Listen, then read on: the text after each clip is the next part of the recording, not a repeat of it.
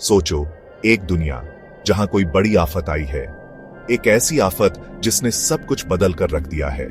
शायद उल्का पिंड गिरा हो, या कोई महामारी फैली हो, या फिर कोई और प्राकृतिक आपदा आई हो।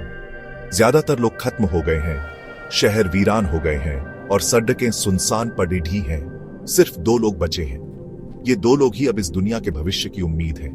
क्या वो दुनिया की आबादी फिर से बढ़ा सकते हैं? क्या वो इस नई दुनिया में जीने का तरीका ढूंढ पाएंगे? ये कोई साइंस फिक्शन फिल्म की कहानी लगती है, लेकिन ये कल्पना से परे एक सच्चाई भी हो सकती है। लेकिन इसके पीछे असली साइंस है। विज्ञान के नियम और सिद्धांत इस स्थिति को समझने में मदद कर सकते हैं। शुरुआती मुश्किलें तो साफ हैं। खाना, पानी और रहने की जगह की कमी सबसे बड़ी चुनौती होगी। खाना, रहने की जगह और खतरों से बचना जरूरी होगा। ये दोनों लोग कैसे इन चुनौतियों का सामना करेंगे? लेकिन अगर ये दोनों लोग जिंदा भी रह जाएं, तो भी दुनिया की आबादी बढ़ाना बहुत मुश्किल होगा। उनके सामने कई जैविक और आनुवंशिक चुनौतियां होंगी। ऐसे हालात में बायोलॉजी और जीन्स की असलियत बहुत कठिन है। आनुवंशिकी के नियम और जटिलताएं इस स्थिति को और भी पेचीदा बना देती है। आइए देखते हैं क्यों। इस यात्रा में हम जानेंगे कि कैसे विज्ञान और जीव विज्ञान इस नई दुनिया में महत्वपूर्ण भूमिका निभा सकते हैं। पहली मुश्किल है सिंपल बायोलॉजी।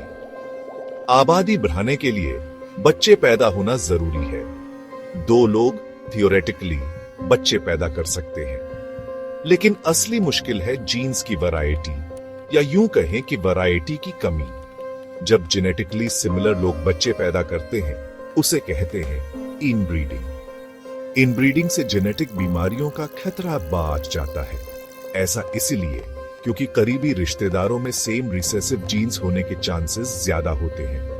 अगर माता पिता दोनों से हार्मफुल रिसेसिव जीन बच्चे को मिल जाए, तो बच्चे में जेनेटिक बीमारी होने की संभावना ज्यादा होती है। अच्छी हेल्थ के लिए जीन्स की वैरायटी बहुत जरूरी है। यह वैरायटी हमें बीमारियों से बचाने में मदद करती है और हमारी ओवरऑल वेलबीइंग को इंप्रूव करती है। अलग अलग जीन्स किसी भी प्रजाति को ज्यादा अडेप्टेबल बनाते हैं। ये अडेप्टेबिलिटी उन्हें चेंजिंग एनवायरनमेंट्स में सर्वाइव करने में मदद करती है।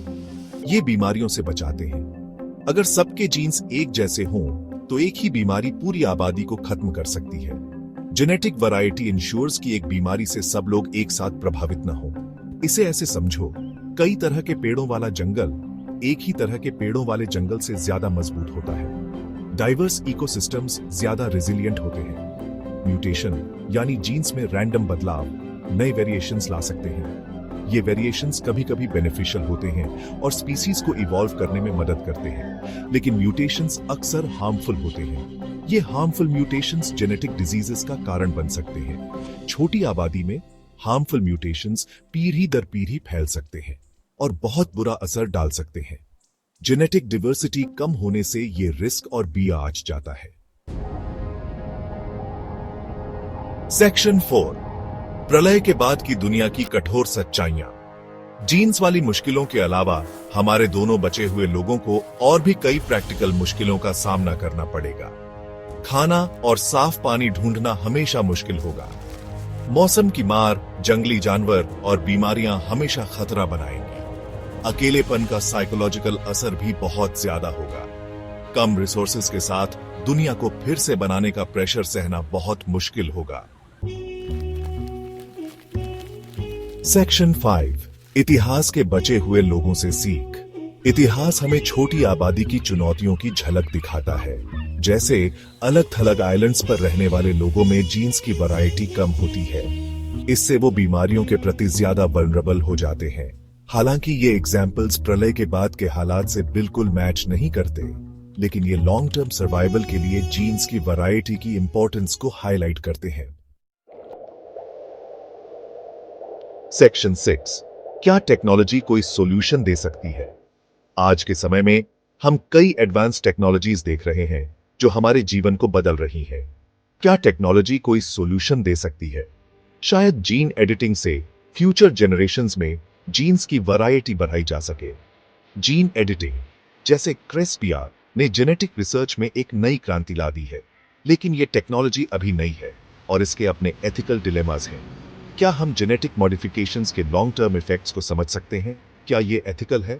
दो लोगों से दुनिया की आबादी फिर से बढ़ाने का विचार एक दिलचस्प थॉट एक्सपेरिमेंट है, लेकिन क्या ये प्रैक्टिकली पॉसिबल है? क्या हम जेनेटिक डाइवर्सिटी को मेंटेन कर पाएंगे? लेकिन साइंटिफिक रियलिटी ये है कि ये बहुत मुश्किल होगा, बल्कि नामुमकिन भी हो सकता है। जेनेटिक डाइवर्सिटी की कमी से कई हेल्थ इश्यूज हो सकते हैं। इनब्रीडिंग, लिमिटेड जेनेटिक डाइवर्सिटी और प्रलय के बाद की दुनिया की कठोर सच्चाइयों से पार पाना बहुत मुश्किल होगा। क्या हम इन चैलेंजेस को ओवरकम कर सकते हैं? हालांकि इंसान का स्पिरिट बहुत मजबूत होता है, लेकिन पूरी दुनिया को खत्म होने के बाद उसे फिर से बसाने के लिए किसी चमत्कार से कम कुछ नहीं चाहिए होगा। इंसान की रेजिलियंस और अडेप्टेबिलिटी ही उसे इन कठिनाइयों से उबरने में मदद